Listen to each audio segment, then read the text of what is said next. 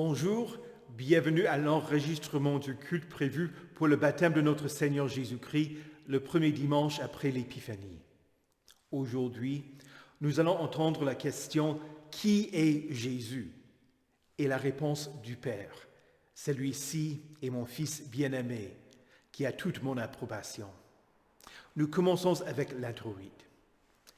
À toi, Éternel, sont la grandeur, la puissance et la splendeur, l'éternité et la gloire.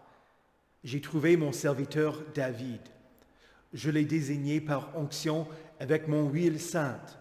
Ma fidélité et ma bonté l'accompagneront, et sa force grandira par mon nom. Lui-même fera appel à moi. Tu es mon Père, mon Dieu, et le rocher de mon salut. Et moi, je ferai de lui le premier-né, le plus haut placé des rois de la terre. Je lui conserverai toujours ma bonté, et mon alliance lui sera assurée. Au nom du Père et du Fils et du Saint-Esprit. Amen. Confessons nos péchés.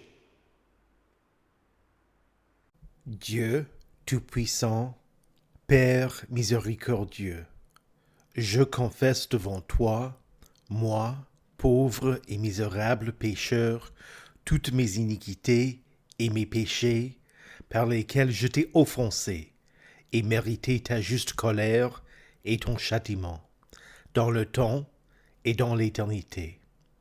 Je m'en repens de tout mon cœur. Je regrette sincèrement de les avoir commis, et je te supplie, par ta grâce infinie, et par les souffrances amères et la mort innocente de ton Fils bien-aimé, Jésus-Christ, mon Seigneur, de m'accorder ta grâce et ta miséricorde. Amen. Dans sa miséricorde, le Dieu Tout-Puissant a livré son Fils unique, Jésus-Christ, à la mort pour vous. En son nom, il vous pardonne toutes vos fautes. À ceux qui croient en Jésus-Christ, il donne le droit de devenir enfants de Dieu et leur donne son Saint-Esprit. Que le Dieu qui a commencé cette bonne œuvre en nous la poursuivre jusqu'à son terme, jusqu'au jour de notre Seigneur Jésus-Christ. Amen. Allez en paix, étant pardonnés par Jésus-Christ, notre Sauveur. Amen. Prions. Dieu éternel et tout-puissant, tu as voulu que ton Fils bien-aimé soit baptisé dans le Jourdain pour le consacrer par l'onction de l'Esprit, comme le Messie promis. Nous sommes devenus tes fils adoptifs et tes serviteurs par le baptême d'eau et d'esprit. Ranime en nous le feu de ton amour pour que nous soyons fidèles à ton service et généreux dans le sacrifice. Par Jésus-Christ, ton Fils, notre Seigneur, qui vit et règne avec toi et le Saint-Esprit, un seul Dieu, maintenant et pour les siècles des siècles. Amen. Écoutez avec respect et recueillement les lectures pour ce premier dimanche après l'Épiphanie. Tout d'abord l'Ancien Testament dans le livre du prophète Ésaïe au chapitre 42, les versets 1 à 7. Voici mon serviteur, celui que je soutiendrai, celui que j'ai choisi et qui a toute mon approbation. J'ai mis mon esprit sur lui, il révélera le droit aux nations. Il ne criera pas, il ne haussera pas le ton et ne fera pas entendre sa voix dans les rues. Il ne cassera pas le roseau abîmé et n'éteindra pas la mèche qui fume encore, mais c'est en toute vérité qu'il révélera le droit. Il ne faiblira pas et ne se relâchera pas jusqu'à ce qu'il ait instauré le droit sur la terre. Les îles placeront leur attente dans sa loi. Voici ce que dit l'Éternel, le Dieu qui a créé le ciel et l'a déployé, qui a disposé la terre et tout ce qu'elle produit, et qui donne la respiration à ceux qui la peuplent, le souffle à ceux qui y marchent. Moi l'Éternel, je t'ai appelé en toute justice, et je te tiendrai fermement par la main. Je te garderai et je t'établirai pour que tu sois l'alliance du peuple, la lumière des nations, pour que tu ouvres les yeux des aveugles, pour que tu fasses sortir le détenu de prison et de leur cachot les habitants des ténèbres. Ici prend fin la lecture de l'Ancien Testament. Écoutez également l'Épître dans les Actes des Apôtres au chapitre 10, les versets 34 à 38. Alors Pierre prit la parole et dit, « En vérité, je reconnais que Dieu ne fait pas de favoritisme et que de toute nation, celui qui le craint et qui pratique la justice lui est agréable. Il a envoyé sa parole aux Israélites en leur annonçant la paix par Jésus-Christ, qui est le Seigneur de tous. Vous savez ce qui est arrivé dans toute la Judée après avoir commencé en Galilée suite au baptême que Jean a prêché. Vous savez comment Dieu a déversé une onction de Saint-Esprit et de puissance sur Jésus de Nazareth, qui allait de lieu en lieu en faisant le bien et en guérissant tous ceux qui étaient sous la domination du diable, parce que Dieu était avec lui. » Ici prend fin la lecture de l'Épître. Écoutez enfin l'Évangile dans Matthieu au chapitre 3, les versets 13 à 17. Alors Jésus vint de la Galilée jusqu'au Jourdain vers Jean pour être baptisé par lui. Mais Jean s'y opposait en disant « C'est moi qui ai besoin d'être baptisé par toi, et c'est toi qui viens vers moi ?» Jésus lui répondit « Laisse faire maintenant, car il est convenable que nous accomplissions ainsi tout ce qui est juste. » Et Jean ne lui résista plus. Dès qu'il fut baptisé, Jésus sortit de l'eau. Alors le ciel s'ouvrit pour lui, et il vit l'Esprit de Dieu descendre comme une colombe et venir sur lui. Au même instant, une voix fit entendre du ciel ces paroles, « Celui-ci est mon Fils bien-aimé, qui a toute mon approbation. » Ici prend fin la lecture de l'Évangile. Heureux ceux qui écoutent la parole de Dieu et qui la gardent. Confessons notre foi. Je crois en Dieu, le Père Tout-Puissant, Créateur du ciel et de la terre. Je crois en Jésus-Christ, son Fils unique, notre Seigneur, qui a été conçu du Saint-Esprit et qui est né de la Vierge Marie. Il a souffert sous Ponce Pilate, il a été crucifié, il est mort, il a été enseveli, il est descendu aux enfers, le troisième jour, il est ressuscité des morts, il est monté au ciel, il siège à la droite de Dieu, le Père Tout-Puissant, et il viendra de là pour juger les vivants et les morts. Je crois au Saint-Esprit, la Sainte Église universelle, la communion des saints, la rémission des péchés, la résurrection de la chair et la vie éternelle. Amen.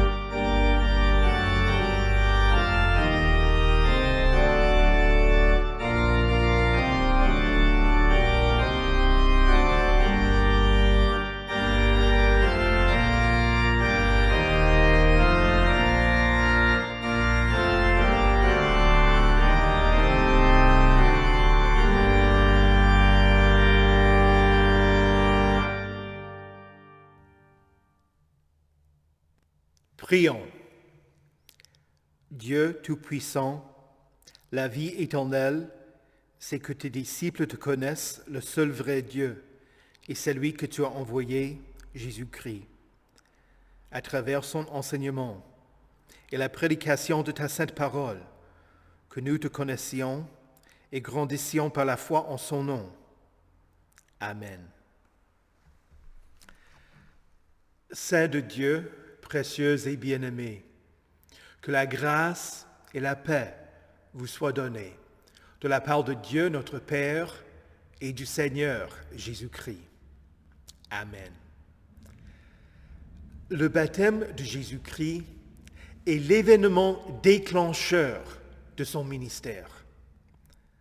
Après son baptême, Dieu le Père déclara « Celui-ci est mon Fils bien-aimé qui a toute mon approbation. » Voilà la réponse à la question « Qui est Jésus ?» Pourtant, beaucoup de gens ne sont pas satisfaits par cette réponse.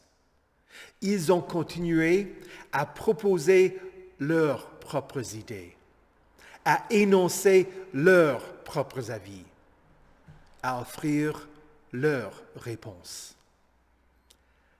À Césarée de Philippe, Jésus demanda à ses disciples, « Qui suis-je d'après les hommes, moi, le Fils de l'homme ?» Ils répondirent, « Les uns disent que tu es Jean-Baptiste, les autres, Élie, les autres, Jérémie ou l'un des prophètes.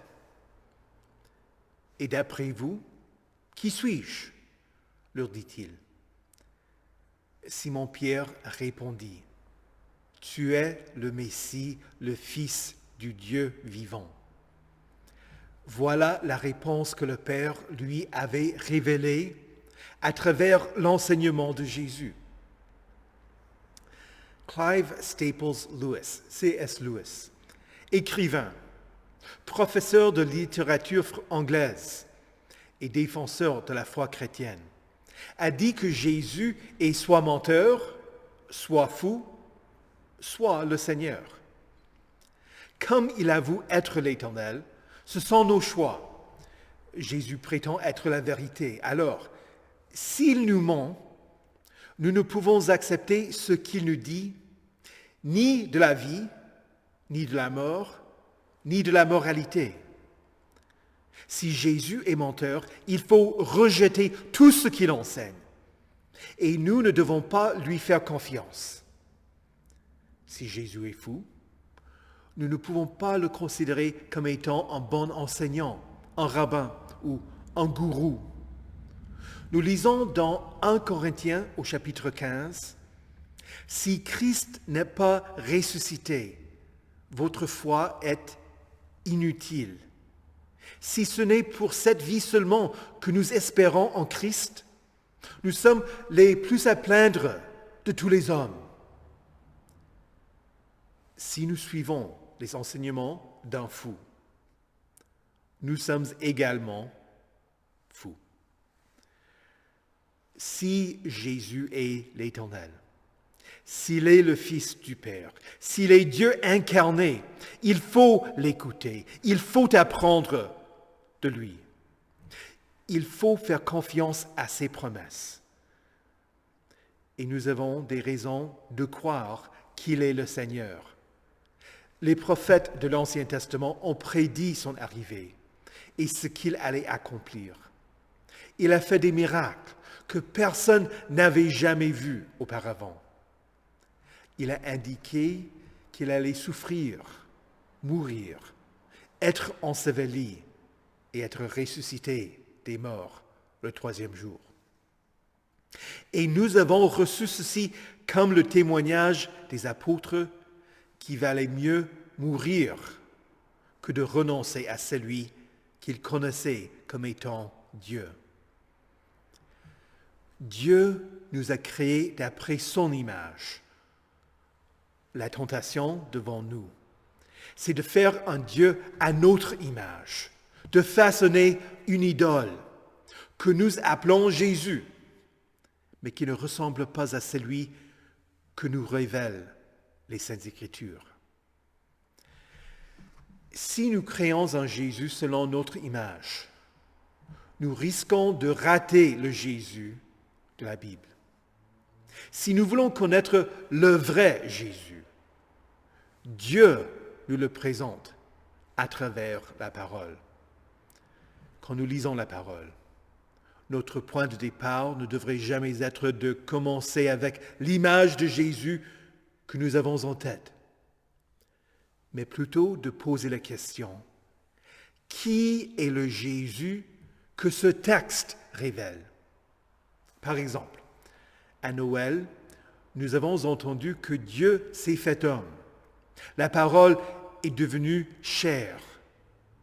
Les textes de l'Épiphanie nous dirigent vers le fait que l'homme, Jésus, est plus qu'un homme, qu'il est Dieu. La saison de l'Épiphanie commence avec l'arrivée des mages. Ici, vous avez la tradition de manger la galette des rois, mais l'idée centrale de l'Épiphanie n'est pas celle des rois, mais de l'enfant que les mages cherchaient. Nous lisons, ils entrèrent dans la maison,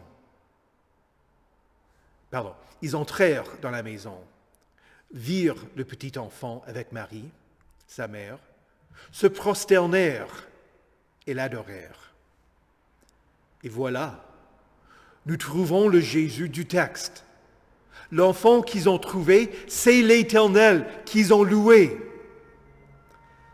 Le Jésus que nous rencontrons pendant l'Épiphanie, c'est l'homme qui fait ce que Dieu seul peut faire. À partir du chapitre 40 du livre d'Ésaïe, nous entendons la prédication du serviteur de l'Éternel. La nation d'Israël pensait que le prophète parlait d'eux. Mais plus on lit, plus on comprend qu'il s'agit d'un autre, qu'il s'agit du Messie.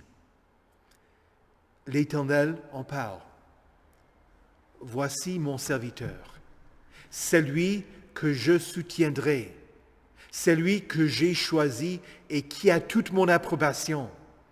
J'ai mis mon esprit sur lui. Il révélera le droit aux nations. C'est la raison pour laquelle Jean a protesté contre l'idée de baptiser Jésus. Il faisait face au Messie qui voulait être baptisé. C'était quoi le baptême de Jean? Jean a prêché le baptême de repentance à tout le peuple d'Israël. Est-ce que vous voyez le problème? Jésus n'avait pas de péché. Jésus a accompli la loi dans toutes ses exigences. Alors, Jésus n'avait pas besoin d'être baptisé par Jean. Il n'avait pas besoin de se repentir. Et ont toujours eu l'objectif de faire la volonté de son Père. Pourtant, Jésus a répondu à Jean. Laisse faire maintenant, car il est convenable que nous accomplissions ainsi tout ce qui est juste. C'est Jésus qui a accompli tout ce qui est juste. Alors nous faisons face à la mise en scène qu'Ésaïe a décrite du serviteur. Nous voyons l'Esprit descendre sur Jésus comme une colombe. Jésus avait toute l'approbation du Père. Et nous entendons la voix du Père. Celui-ci est mon Fils bien-aimé, qui a toute mon approbation. Le Jésus de notre texte est le serviteur de Dieu, qui a accompli le salut des nations, votre salut, qui a obéi aux exigences de la loi et qui vous les accorde. Jean se rendit compte qu'il devait être baptisé par Jésus. Nous trouvons dans la même situation. Il nous faut être baptisés par Jésus. Nous avons reçu ce que Jean-Baptiste voulait. Jésus vous a baptisé. Bien sûr. Jésus l'a fait par un intermédiaire qui a versé l'eau et qui a dit la parole « Je te baptise au nom du Père et du Fils et du Saint-Esprit ». Mais c'était Jésus qui a agi. Comme le baptême de Jean, le baptême de Jésus est un baptême vers la repentance. Nous savons que notre vieil homme a été crucifié avec lui afin que le corps du péché soit réduit à l'impuissance et qu'ainsi nous ne soyons plus esclaves du péché. En effet, celui qui est mort est libéré du péché.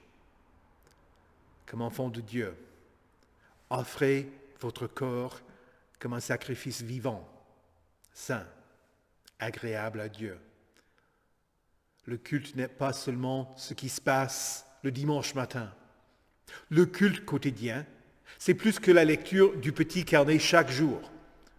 Votre vie entière devient un culte quand vous ne vous conformez pas au monde actuel, mais que vous êtes transformés par le renouvellement de l'intelligence afin de discerner quelle est la volonté de Dieu.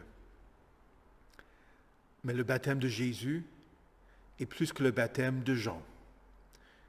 Jésus vous offre les cadeaux de Dieu dans votre baptême. Le pardon, la vie, le salut.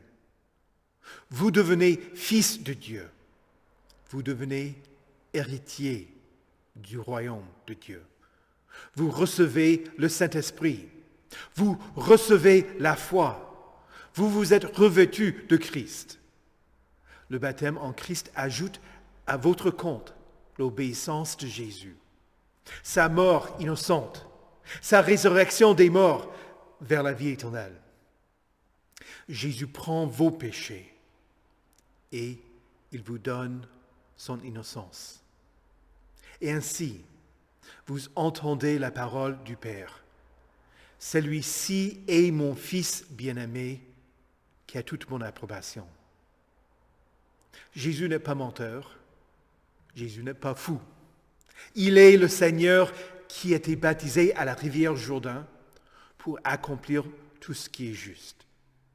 Il est le Seigneur qui est le serviteur, qui vous a servi tout ce dont vous avez besoin dans les eaux de votre baptême. Pendant cette saison de l'Épiphanie, le Jésus que vous rencontrerez dans la parole est plus qu'un homme, plus qu'un bon enseignant, plus qu'un gourou. Il est le Seigneur. Il est Dieu. C'est lui que les mages ont loué. Le Seigneur que nous louons ici et toujours, comme ceux qui sont baptisés en Christ. Eh bien, nous fêtons l'Épiphanie non pas portant une couronne corruptible, mais nous attendons une couronne incorruptible. C.S. Lewis, dans son roman Le lion, la sorcière et l'armoire magique, conclut avec le couronnement des enfants. Aslan, le lion, qui nous fait penser à Jésus, est mort pour sauver Edmund. Il a gagné la victoire. Il a libéré la création du malin. Et finalement, tous les enfants, Edmund inclus, prirent leur place sur les trônes qui avaient été préparés pour eux.